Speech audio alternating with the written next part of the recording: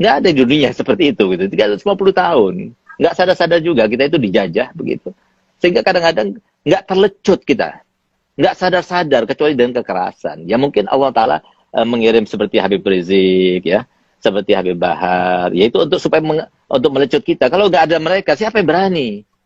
Coba buktinya, mana yang bisa menandingi Habib Bahar ataupun Habib Rizik bin Syihab yang selain Habaib? Mana di antara mereka? Nggak ada yang berani. Nah, itu salah satu rahmat. Kalau nggak ada mereka, tambah parah lagi Indonesia ini, negara ini. Jadi alhamdulillah ada yang seperti itu. Walaupun kita sendiri ya, walaupun Habib Bahar itu ada murid kami ya, dan bahkan sempat saya waktu dia keluar, telepon saya pada sore harinya, dan dia bilang, Beb, saya ini sekarang disambut ratusan ribu orang yang menyambut saya. Ya sebetulnya bukan dia yang memerintahkan mereka untuk menyambut ya. Wallahualam, tapi mereka karena cinta kasihnya mereka kepada Habib Bahar, sehingga mereka itu banyak berkumpul ribuan orang, bahkan puluhan ribu orang pada waktu itu.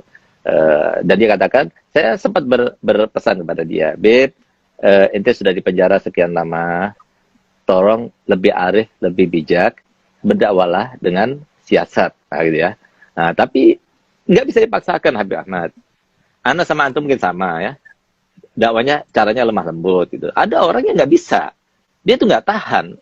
Melihat sebuah kemungkaran itu tidak tahan. Melihat sebuah kezaliman itu tidak tahan. Dan insya Allah yang lemah lembut pun di antara ulama juga seperti itu. Cuma caranya beda. Kita merangkul. Tapi ada yang memukul. Gitu. Kalau nggak ada yang memukul, semua merangkul, kita jadi babu terus. Jadi artinya perjuangan orang ulama yang keras ini, yang dikatakan Nabi SAW, afdul jihad kalimatu haqqin urida biha batil. Jadi sebaik-baik jihad itu adalah sebuah kalimat yang benar yang diutarakan di depan raja yang zalim gitu ya. Nah, jadi seperti itu. Kalau nggak ada yang seperti itu, maka akhirnya kita dosa semuanya. Karena kan amar ma'ruf nahi munkar itu kan harus dilaksanakan. Yang punya tangan dengan tangannya, yang punya lisan dengan lisannya, yang punya harta dengan hartanya, yang nggak bisa ya udah dengan hatinya gitu loh.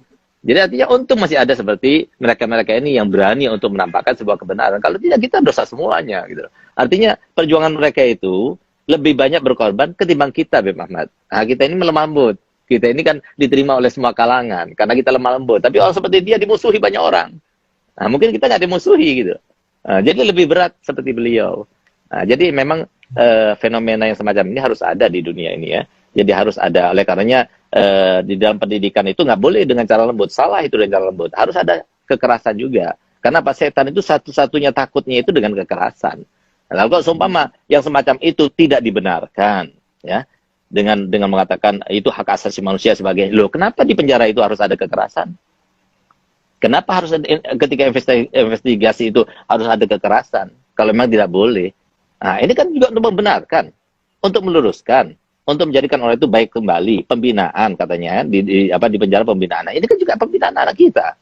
Harusnya seperti itu dong. Jangan cuma ambil satu-satunya. Nah, kita ini kadang-kadang kalau nggak ada orang yang berani, kita ini nggak tampak, nggak kelihatan. Gitu. Jadi jazakallah khair, Habib Rizik, ya, Habib Bahar, semoga Allah panjangkan umurnya mereka berdua, ya. Dan kita harus menyikapi segala hal itu, ya. Jangan cuma dengan hawa nafsu, jangan.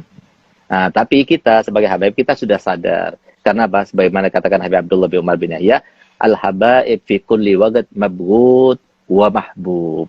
Jadi kita ini harus siap. Di setiap saat itu ada yang benci sama kita, ada juga yang cinta kepada kita. Jadi kita nggak ada tuntutan. Tuntutan kita cuma satu, Allah ridho, Rasulullah bangga dan senang dengan cucunya.